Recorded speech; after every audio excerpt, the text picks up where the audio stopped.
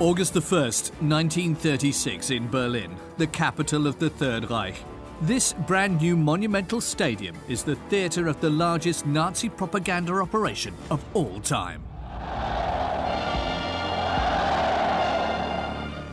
Vous avez 100 000 Allemands qui glapissent à Hitler, etc. On ne peut pas dire autrement.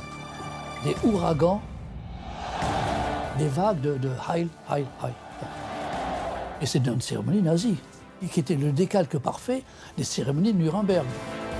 And yet, this giant ceremony is not a Nazi party convention. Adolf Hitler annonce l'ouverture des Jeux Olympiques. Mobilisation pour le sport et la paix. Today, to us, this image appears unthinkable. 3 years before the Second World War will decimate Europe, Adolf Hitler watches his future enemies parade in front of him: the United States, England and France. Aucun État, aucune nation n'a osé s'opposer aux Jeux à Berlin. Personne ne bouge, on laisse faire. On laisse faire, c'est justement ce côté laxiste qui fait qu'on a été quelque part un peu complice. Mais non, le mouvement olympique voulait que ces Jeux perdurent. Hyper-mediatized by the first televisions in history, this somber spectacle was the accomplishment of a meticulously planned strategy to deceive the major world powers. Les nazis ont été machiavéliques dans cette affaire. Ils ont su utiliser l'olympisme à des fins de propagande. It was a massive propaganda effort served by colossal means that allowed for the construction of a towering stadium and this luxurious Olympic village, a place that was specially dedicated to making foreign athletes into ambassadors of Nazism. Hat man es geschafft, Deutschland sehr positiv darzustellen, sodass sie dann nach Hause gehen sollten und erzählen, was hier in Deutschland alles möglich ist, was hier geboten wird. As incredible as it can seem here, Jewish and black athletes participated, nevertheless loathed by the Nazis. We went to meet the daughter of one of these athletes. This young runner, Jesse Owens, publicly humiliated Hitler on his home turf with his victories. He won all the time. First of all, I think it was a surprise and amazing to most people. When he walked on the track, it was like just a roar. But the most rebellious athletes were systematically excluded. This is what happened to one of the last living participants of the time, Gretel Bergmann, a Jewish and German champion. They wouldn't let me compete. But whatever I did and I won, they didn't like because I was a Jew and I was supposed to be horrible. Anybody else had a story like this to tell. How did the Nazi regime deceive the leaders of the most powerful countries in the world into glorifying their war ideology in front of the world's cameras? The Olympic Games of 1936, an event that should celebrate peace between peoples, an event that would forever become a shameful stain in history.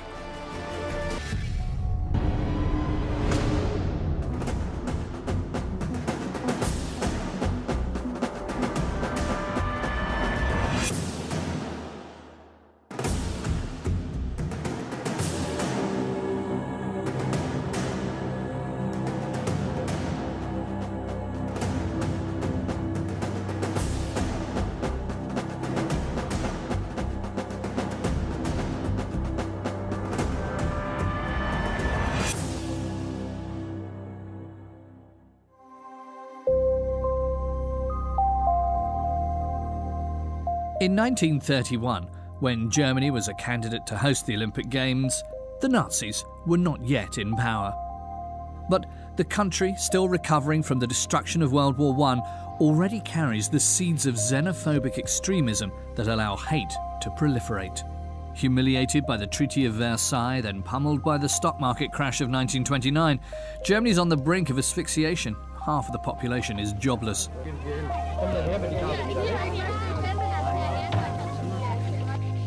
Les sanctions ont été lourdes sur le plan économique, sur le plan financier et sur le plan de l'image, de l'impact en termes d'image. This man tries to bring some relief to his country in the only way he can. He's not a politician, but simply a German Olympic Committee secretary. A former journalist, Karl Diem, accelerates forward with his vision. With the development of mass media, he sees that sports will soon pull in the passions of fans the world over. So in 1931, he does everything he can to convince this man, Henri de Baillet-Latour, the president of the CIO, to make Germany the host of the 1936 Games. Henri de Baillet-Latour, c'est un comte belge qui a succédé au fondateur Pierre de Coubertin. C'est un aristocrate d'une famille fortunée de Belgique. Il n'a pas besoin de travailler, il est rentier. Il est marié avec une Allemande. Donc il a un lien particulier avec l'Allemagne. Against Barcelona's application, Baillet-Latour rules in favour of Berlin, a highly symbolic choice, a choice that he thinks will repair the post-war humiliation of Germany. Il est dans une logique de contribution à la paix dans le monde. C'est le discours du CIO. C'est le discours selon lequel le sport sert la paix mondiale. C'est la fraternité, du moins entre les élites qui se rencontrent sur le stade et qui doivent servir de modèle pour les peuples. But Karl Diem's vision will soon be thrown into chaos.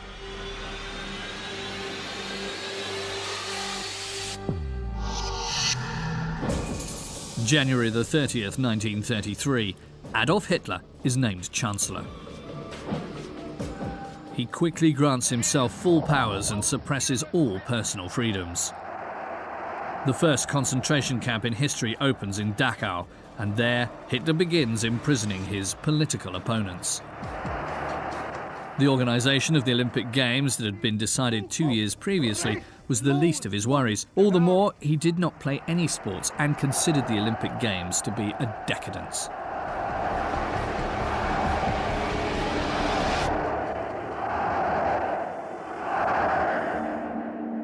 Karl Diem wanted to hold his games at all costs, even if it meant confronting Hitler. He finds surprising support in his boss, Theodor Lewald, a Jew turned Protestant and the president of the German Olympic Committee. Dès mars 1933, ces deux personnages demandent une entrevue au chancelier Hitler pour tenter d'infléchir sa position et de le convaincre de l'utilité des Jeux. The meeting was held at the Chancellery of the Reich. Lewald and Diem faced Hitler. At their sides, listening attentively, was Joseph Goebbels, Hitler's Minister of Propaganda. C'est Goebbels qui est le premier à se rendre compte de cette possibilité de propagande pour se faire bien voir, si vous voulez, de l'ensemble des autres pays. On se dit que ce serait peut-être intéressant qu'il y ait une vaste opération de propagande et donc les Jeux Olympiques arrivent à point nommé. Utiliser les Jeux est une idée de génie parce que c'est le monde entier qui se donnait rendez-vous et le monde entier du sport, c'est-à-dire de ceux qui ne font pas de politique, puisque le système olympique faisait qu'on ne devait pas parler de politique, que c'était la rencontre fraternelle de la jeunesse, de l'amitié et de tous les peuples. Hitler had already made it clear that he was a warmonger 10 years previously in his book Mein Kampf. In 1933, he already had in mind notions of rebuilding Germany's military strength, taking revenge on France and invading parts of Europe. But Germany was not yet ready. The German army was still being rebuilt, and so the Führer needed to gain time. For the moment, he prefers to pass as a leader for peace, and the Games arrive at a perfect time for his use. So, as early as April of 1933, he orders Joseph Goebbels to coordinate a gigantic public relations operation. À partir de là, ces Jeux ne seront ni trop beaux, ni trop grands, ni trop fastueux, ni trop clinquants. Toute la machine allemande, économique, militaire, sécuritaire, propagandiste se met en marche. 6 million Reichsmarks, which would be about 54 million euros today, are immediately put aside for the organisation of the Games. In December 1933, the Führer orders that a monumental stadium be built, a stadium that will be the biggest in the world. The propaganda begins to work. The enormous works are already impressing the media across the world. Berlin. Le gouvernement national-socialiste a voulu dépasser tout ce qui s'était fait jusqu'ici pour les manifestations sportives internationales des Jeux Olympiques. Plus de 100 000 personnes pourront prendre place dans le grand stade qui est en voie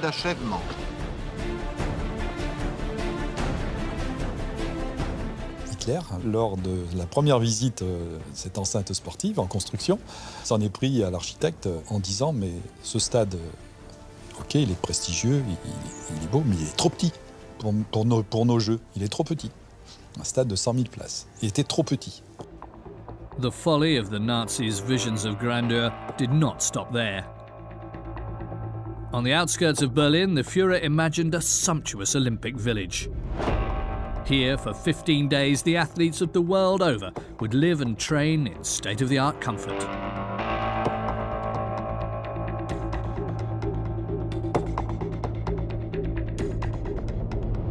Tout avait été minutieusement étudié. Des salles de vie, 40 restaurants, des salles de spectacle, des salles de télévision, puisqu'on allait retransmettre un certain nombre d'épreuves en direct, un sauna finlandais, et un site qui était vraiment un oasis paradisiaque. Man hat versucht, ein idyllisches, malerisches Dorf hier anzulegen. Es sollte wie ein gewachsenes deutsches Dorf wirken. Man hat ja auch diesen Waldsee hier, es war kein natürlicher See, geschaffen. Dann hat man sogar Wasservögel vom Berliner Zoo hierher gebracht, damit das Ganze auch wirklich belebt aussehen sollte.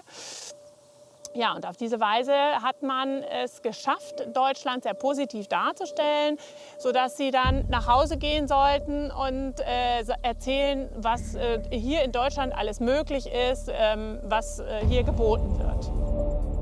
But behind the scenes, the Nazis were already imposing their racist laws.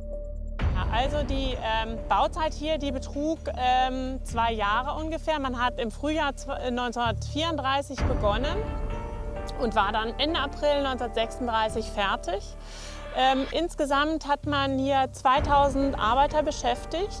Die mussten aber alle einen ARIA-Nachweis haben. Die mussten also wirklich ihre deutsche Abstammung nachweisen. A worrying mix of interests were operating there. The control of the Olympic Village was given to a captain of the German army, Wolfgang Fürstner. He would live in this house among the athletes. Also Herr Hauptmann Fürstner war der Kommandant hier des Olympischen Dorfes. Er war schon lange Jahre ein treuer Offizier in der Wehrmacht gewesen, war auch sehr sportbegeistert, sehr sportlich und war deswegen sehr stolz, hier die Kommandantur im Olympischen Dorf zu bekommen.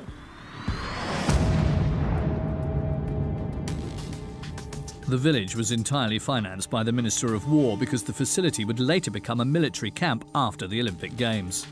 On the walls of the living rooms, Captain Fürstner had these military frescoes engraved. In the rest of Germany, the Nazis tightened their regime. The 15th of September 1935, less than 1 year before the official opening of the Games of Berlin, Hitler proclaims his Nuremberg laws. Jews have their German citizenship taken away from them. Their stores are pillaged. They are excluded from all public employment. They are even refused entry to hospitals. Gretel Bergmann was 21 years old and just had been accepted into university in Berlin. Like hundreds of other Jewish students, the doors to her school were now closed to her. He made me feel like dirt. All the Jews were no good, and we just had to get used to it. We couldn't buy in stores that we were used to. We couldn't go into a restaurant. We couldn't do anything. We couldn't see our friends. The friends that came to see us came about 11 o'clock at night because they weren't supposed to see the Jews. It was not a good time, believe me. It was horrible. Gretel is a huge fan of athleticism and particularly gifted in high jump. Promised a brilliant future in sports, she wins many awards. But the Nuremberg laws kick her out of her club and prevent her from joining any other sports establishment in the country. So like many Jews, she decides to leave Germany. Her parents have just about the needed money to help her to do so. She leaves Germany alone. My parents decided I would go because there was no chance for me in Germany. I couldn't do any sports. I couldn't do anything. So I went to England and went to school there, and I liked it, except the English people were very friendly. But I was a German. No one escaped the Nuremberg laws, even at the highest level. Even though he was the president of the Olympic Committee, Theodor Lewald, Karl Diem's colleague, is pushed from power due to having Jewish parents.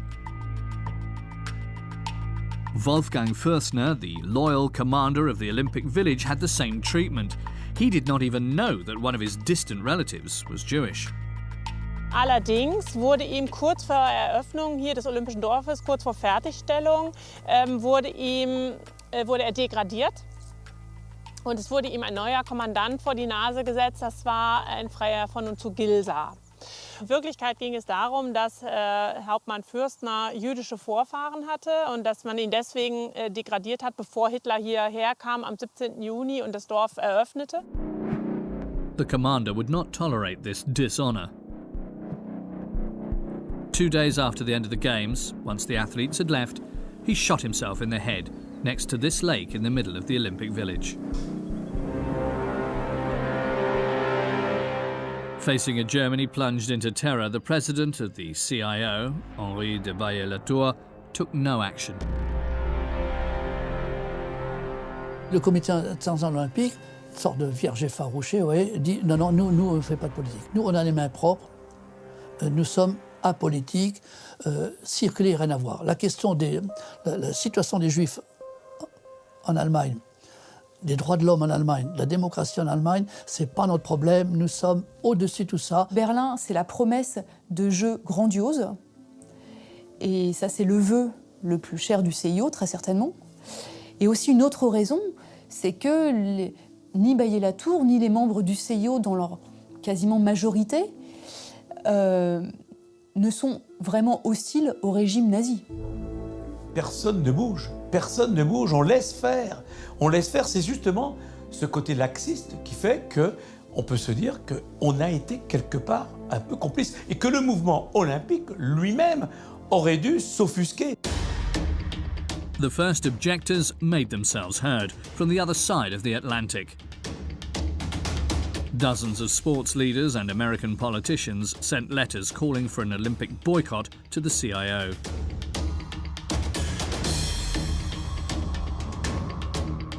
The Olympic Charter considers that there should be an absolute equality of races and beliefs in the domain of sport.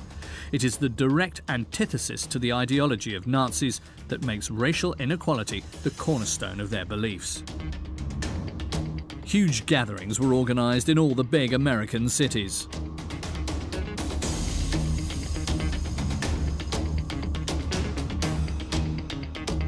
In New York, the Madison Square Garden became the home for the thousands of protesters who gathered regularly to protest against Hitler's games. In November 1935, even a member of the American Olympic Committee, Ernest Lee Janke, the son of German immigrants, publicly took position for the boycott in this letter addressed to the Count Baillet-Latour. Neither the Americans nor the representatives of other countries have to participate in the Nazi German Olympic Games without being conscient that in doing so they are condoning Nazi ideology and their sordid exploitation of the Games. He is also condemned by Baillet-Latour, who criticises him for being political. Ernest Lee Janke is excluded from the Olympic movement in a rare decision.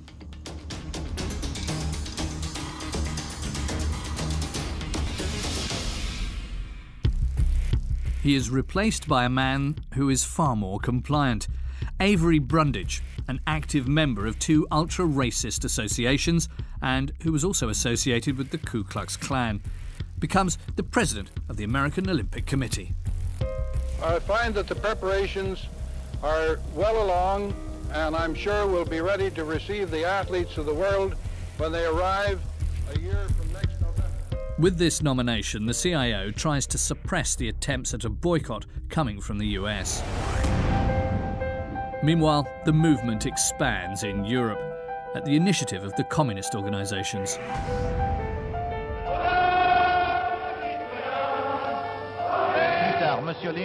February 1936. These same communists come to power in France with the Popular Front government led by Léon Blum. The question of the games in Germany divides the members of parliament.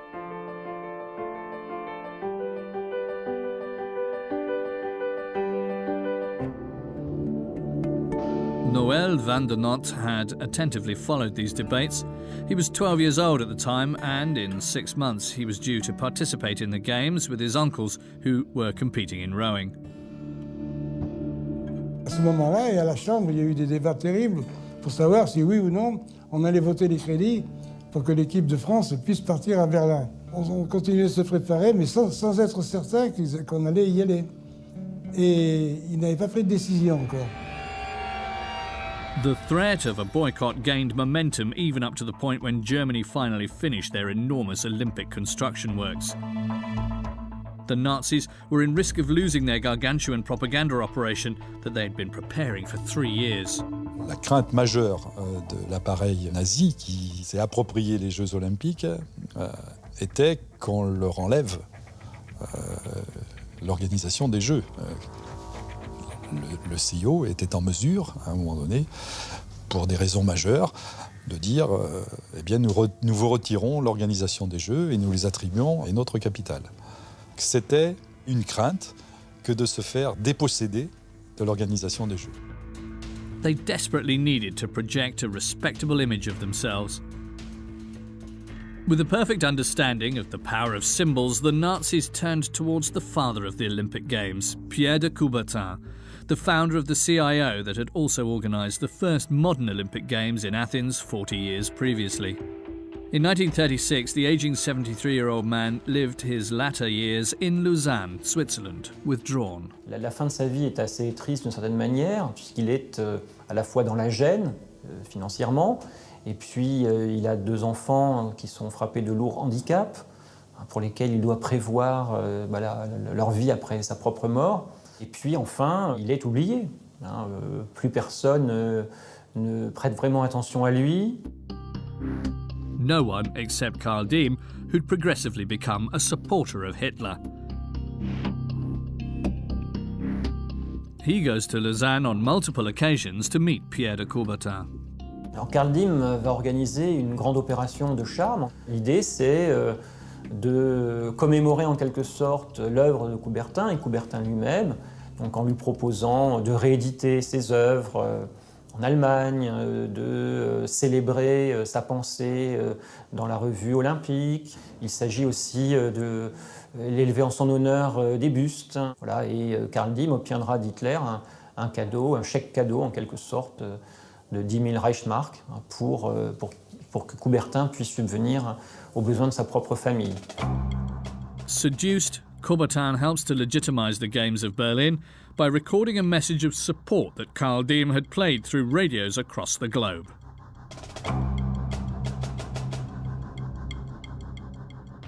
Dès aujourd'hui, je veux remercier le gouvernement et le peuple allemand pour l'effort dépensé en l'honneur de la 11e Olympia. Elle s'accomplit sur un plan magnifique, avec une parfaite conception des ensembles et un souci non moins parfait du détail. J'ai l'impression que toute l'Allemagne, depuis son chef jusqu'au plus humble de ses écoliers, souhaite ardemment que la célébration de 1936 soit l'une des plus belles que le monde ait vues. Hitler accepts Henri de Baillet-Latour's visit in Germany. He organises a huge masquerade to hide the anti-Semite exactions and the ill treatment of Jews. Il fallait absolument montrer au monde qu'en fait, l'Allemagne était un grand pays tolérant, ouvert, voilà. Et on le trimballe partout, c'est vraiment le mot. Mais il ne prenait pas en pantin. Mais déjà, Hitler méprisait profondément. Vous imaginez bien qu'Hitler méprisait tous les hommes politiques français, tous les hommes politiques anglais, les Américains, Hitler pensait effectivement, c'est quoi ce pantin? Je vais lui rouler la farine. Et effectivement, c'était le cas. All of the governments were deluded by Adolf Hitler's shallow promises. He begins to wipe all of the anti-Semite signs from Berlin before the arrival of the first visitors. The prohibitions on the Jewish people were also lifted, but only during the 15 days of the Olympic Games. And more importantly, he promises that there will be Jewish athletes in the German Olympic team.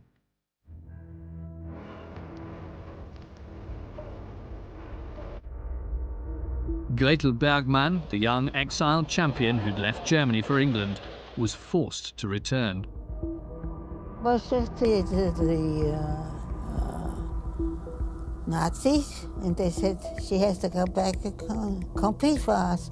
And then they called me back, and I said I'm not coming back, and they threatened me, you better come or your family is,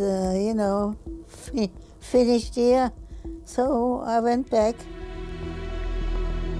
The Nazis used Gretel Bergmann as their alibi in the eyes of the world as they made her participate in the qualifying rounds, all while maintaining a permanent surveillance over her. But I was always scared. It was horrible.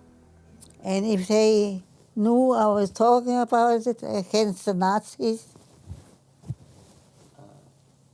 they would have killed me. I was always excluded in a way. They would sit in here and compete, and I always had to sit here and compete. And they were not too happy when I won. I knew I wanted to do it, and I wanted to do it well, because I wanted to show the Germans what a true could do. The injustices she faced just increased the young athlete's anger. During the qualification trials, she breaks the national high jump record at 1.60 meters. She was performing too well, so Gretel Bergmann had become an annoyance for the Nazis. They feared the risk of a Jew winning an Olympic event in the name of Germany. They refused to recognise her stellar performance in the qualification rounds and eliminated her from the Olympic selection. The only explanation she receives is this letter. The head of the sports division of the Reich, who has chosen the Olympic team for the Games, was not able to select you for the team that will represent Germany. In light of your recent performances, you will without doubt be excluded from the team. Heil Hitler. They just said I was hurt and that I could not compete. And I'm sure I would have won, because when I was mad, I was good. 1 year later, in 1937, Gretel Bergmann left Germany for good. She would later become an athletic champion in the US, where she still lives today at 102 years old.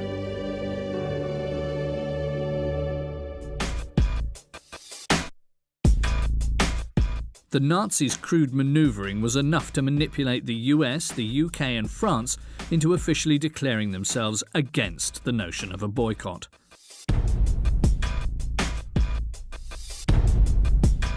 In the summer of 1936, a grand Nazi masquerade set forth.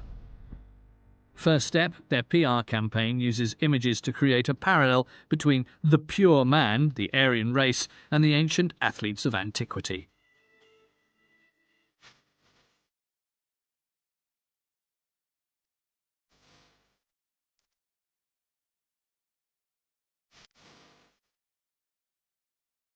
Dozens of Greco-Roman statues are erected in the streets of the capital.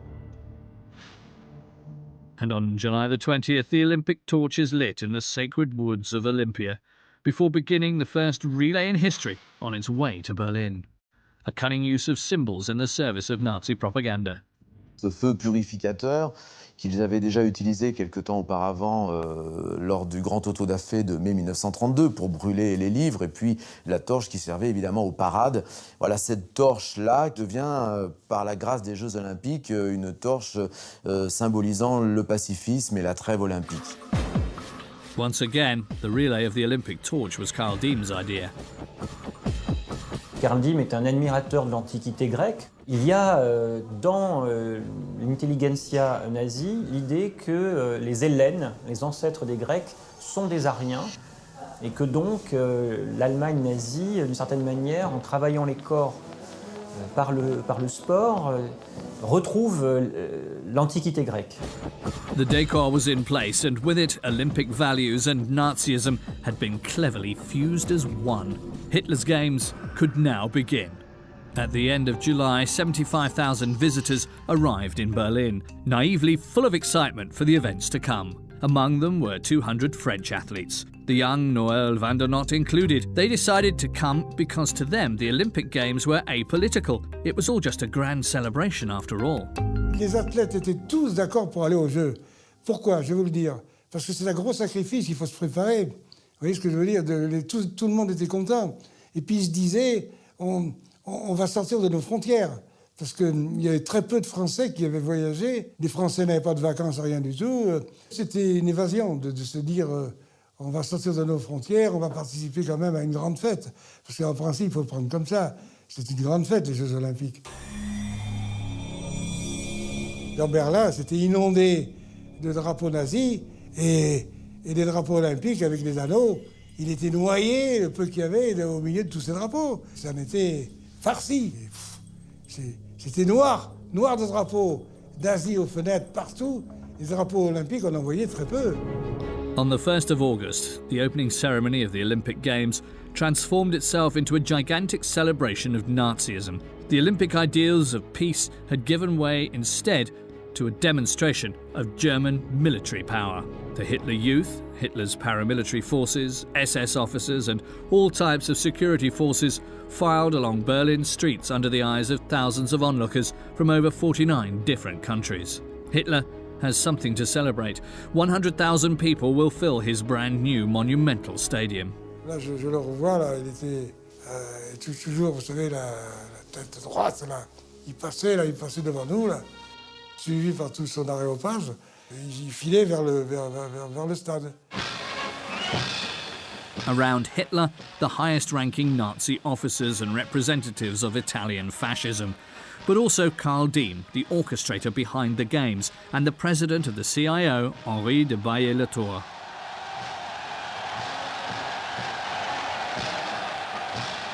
Tout le monde était là. Et Hitler, c'était sans arrêt.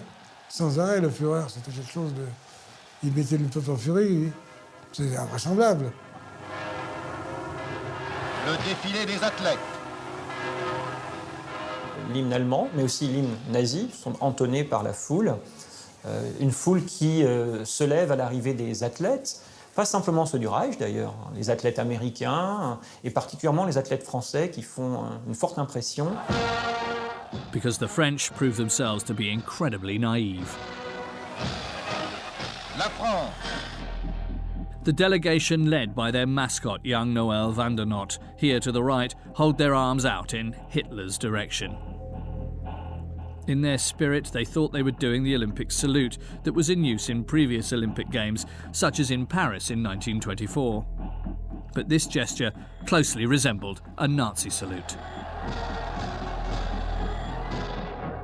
À ce salut des Français répondent des saluts nazis, puisque la foule semble se lever d'un bond, en quelque sorte, pour rendre aux Français le salut nazi. On n'a pas pensé qu'il pouvait faire un rapprochement entre les deux, vous voyez. The crowd, the Nazis and the entire world interpreted this gesture as a sign of allegiance with the Führer. Due to their naivete, France, Germany's longtime enemy, showed their submission in the face of Hitler. The only other athletes that saluted in this manner were from countries in support of the Reich, like Italy and Austria.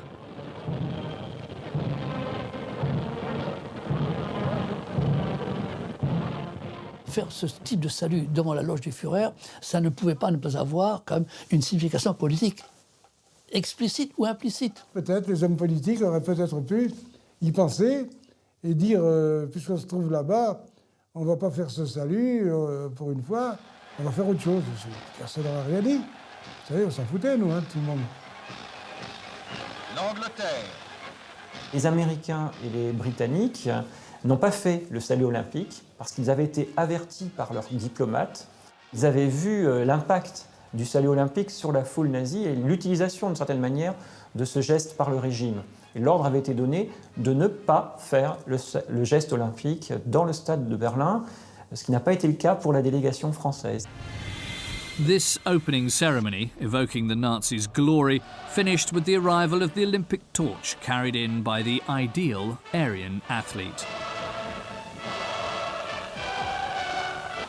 Des pigeons vont partir dans un joyeux et symbolique envol pour annoncer au monde l'ouverture des Jeux Olympiques. Tout était image, tout était propagande visuelle. La mise en scène visuelle, l'arrivée de Hitler, les projecteurs, la flamme, l'image. This was a battle of images, and the Nazis used each Olympic event as a form of political confrontation. All of the German athletes wore swastikas on their uniforms.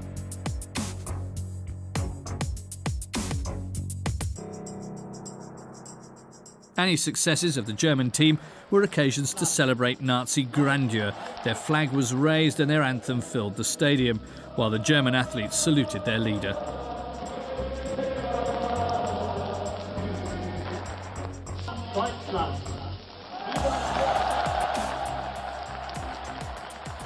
To exhibit their power, the Nazis have yet another idea. They invented the first ranking board of nations, showing the number of Olympic medals earned per country, all in order to show off their highly trained athletes' medals. Wanting to be sure that his propaganda will be shown on a massive scale, Hitler employs a personal filmmaker, Léni Riefenstahl, who, with her 40 cameras and her record-breaking budget of 1.5 million Reichsmarks, produces The Gods of the Stadium, a major film evoking the glory of the Aryan athletes. These colossal games also attract 1,200 international journalists. 2,500 radio programs are dedicated to the games across the world. Et puis, c'est la première fois qu'on va expérimenter la télévision en direct, enfin, avec un léger différé, disons. Il y a 25 écrans de télévision qui sont installés dans les salles de cinéma de Berlin et également à la sortie du stade, autour du stade. Et une fois que l'on a filmé, on se dépêche de tirer les pellicules, de développer les pellicules dans les cars régies pour foncer dans les salles de façon à montrer les images. Donc c'est le direct de l'époque. But far from the stadium where the Olympics were taking place, the most important and subtle acts of propaganda were taking place. Joseph Goebbels sought to impress the journalists and their other special guests with the utmost care. The Minister of Propaganda organises sumptuous parties, the most grandiose of which being an Italian night reception on Peacock Island, a romantic oasis in the heart of Berlin. The German capital became the centre of global activity. Kings, princes and all of Europe paid Berlin a visit.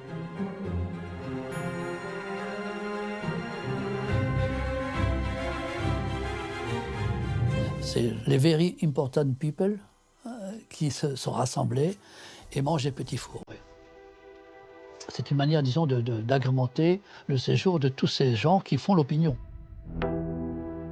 During a fancy gala dinner at the Berlin Opera, where he had invited 1,200 reporters, Goebbels revealed his true intentions. Germany harbours only peaceful intentions. I ask you to revisit your impressions of National Socialism without judgment, in a real Olympic spirit.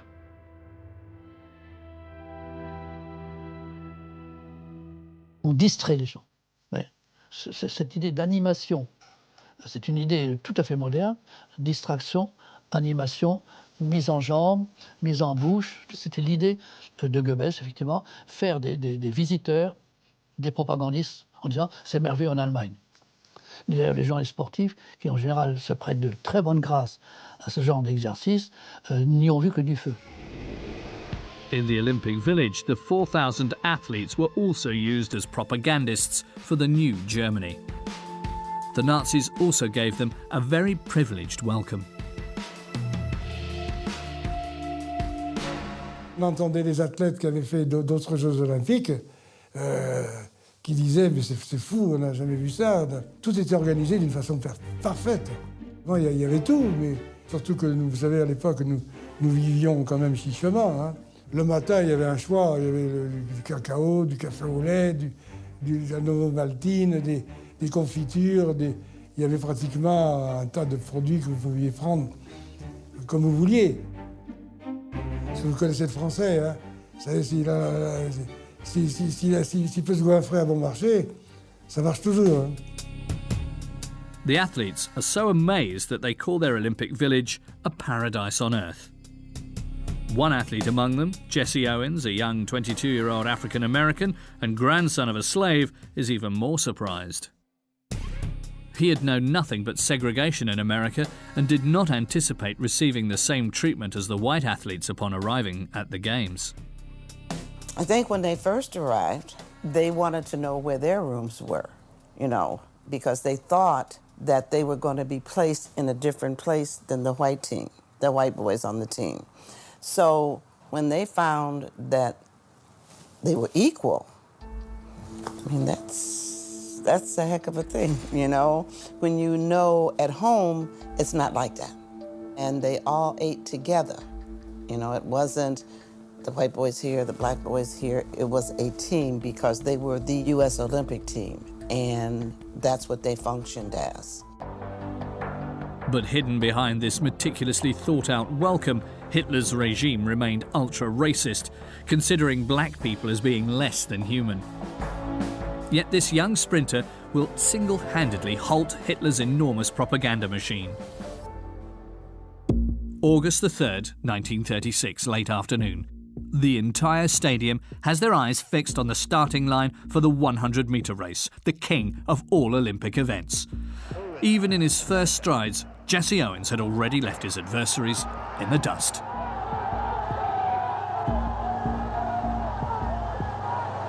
C'était une détente, quoi, vous voyez ce que je veux dire? Vous en avez qui courent, par exemple. Ils ont les pieds au sol, on a l'impression qu'ils écrasent la piste. Tandis que lui, c'était l'inverse. Oui, ça bondissait. Vous voyez?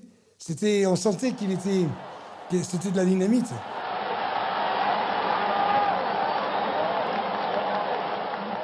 He won all the time. First of all, I think it was a surprise and amazing to most people. When he walked on the track, it was like just a roar. Ich sehe mich heute, jetzt bei diesem Gespräch noch, an der Rampe da vorne stehen. Ich war unbegeistert, klatschen dabei. Nicht mal, also kann ich gar nicht glauben dabei. Nicht? Und der Jesse Owens, der hätte 4 Ehrenrunden drehen müssen vor Begeisterung, weil das Volk immer wieder Jesse und so weiter. Die wollten das war einmalig. In just 10.3 seconds, captured by the world's cameras, the Nazis saw their perfect games start to slip away. And it wasn't over yet. Armed with his charismatic smile, Jesse Owens returned the next day to deliver the final punch. He was there to challenge this German jumper, Lutz Long, who was the current European record holder of the long jump.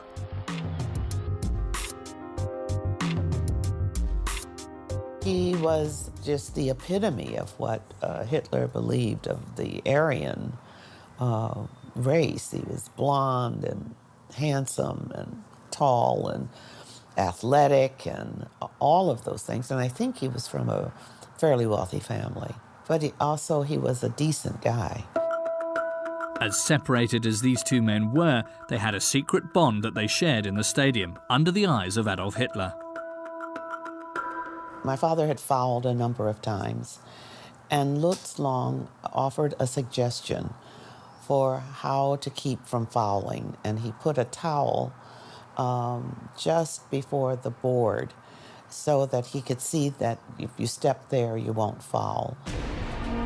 Thanks to the advice of his adversary, Jesse Owens was able to complete an incredible jump at 7.94 metres. He broke a world record. Lutz was the first to congratulate him. Freute sich gemeinsam mit dem Lutz Long, nicht wahr, dem Weitspringer-Sieger und 100 Meter dabei, nicht wahr, mit diesem großartigen Sportler, schwarzen Mann. Nicht wahr? Oh, sah gut aus, mächtiger Mann. Day after day, Jesse Owens continued to make his mark on the Nazi Olympic Games. The following day, he also won the 200-meter race and later the 4x100 relay.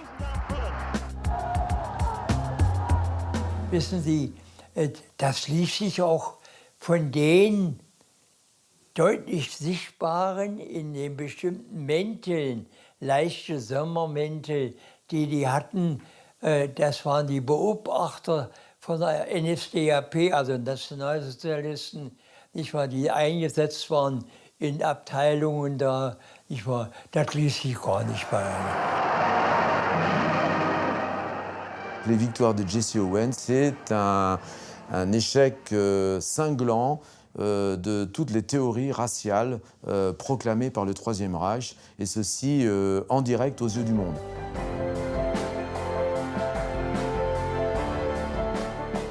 Toute la presse mondiale suivait les Jeux Olympiques et donc a glorifié Jesse Owens. Hitler lost face because he felt that his Olympic team was going to, you know, just trounce all over everyone.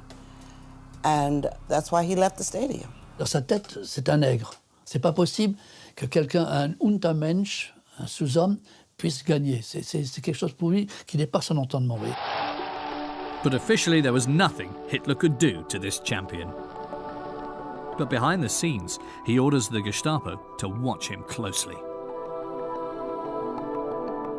Die Gestapo, die geheime Staatspolizei, sämtliche Post der Sportler auch kontrolliert. Und ein Brief von Jesse Owens wurde konfisziert, wurde einbehalten. Darin wird ihm von einem hohen amerikanischen Sportfunktionär geraten, doch seine Medaillen auszuschlagen. In this letter that Jesse Owens would never receive, he's asked to take advantage of the attention being paid to him to alert the world to the dangers of the Nazi regime. You will have the opportunity to be remembered by posterity not only as a great runner but as a great man, if, remembering all the filthy abuse poured out by Herr Hitler and his gangsters upon niggers, Jews and others whom he calls subhumans, you refuse to be crowned by him or any of his henchmen. Jesse Owens hat eben nicht reagieren können, weil er das nicht erfahren hat, und er hat es auch zu Lebzeiten nicht mehr erfahren, weil das erst nachher, nach seinem Tod, überhaupt öffentlich wurde. Under high surveillance, the Games would continue without anyone putting into question the dictatorship in place. The 4 gold medals won by Jesse Owens had certainly made a mark, but it is Germany that finished as a major victor with 89 medals, far ahead of any other participating country.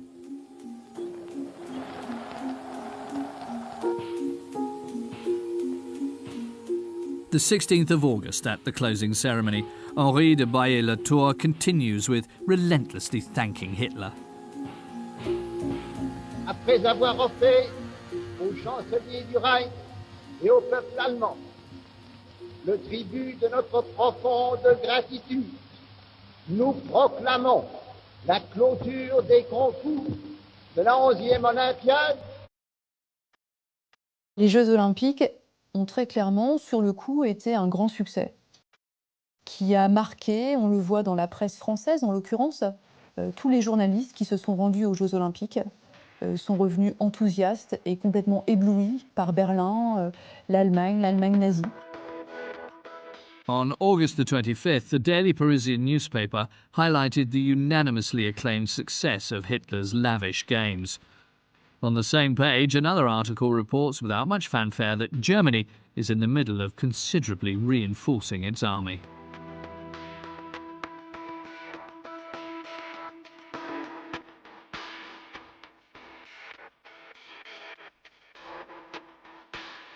Il a réussi, disons, à anesthésier l'opinion publique internationale et l'opinion publique allemande. Il a réussi effectivement à aligner l'ensemble de son peuple sur son nom. Pas de vagues, pas de bruit, c'est un succès majeur. The Games of 1936 had functioned as planned, as Hitler's sleight of hand. The world's eyes were fixed on these grandiose Olympics, while in reality, Hitler was planning his war strategy. Son objectif, c'est de mesurer la soumission de ce peuple à son Führer, à son chef, en vue des mobilisations guerrières futures. J'en veux pour preuve que le jour de l'ouverture des Jeux, l'état-major allemand décrétait la première étape de la préparation guerrière. Just 3 years later, the Nazi regime made a joke of their Olympic values of tolerance and peace between peoples, showing their true nature.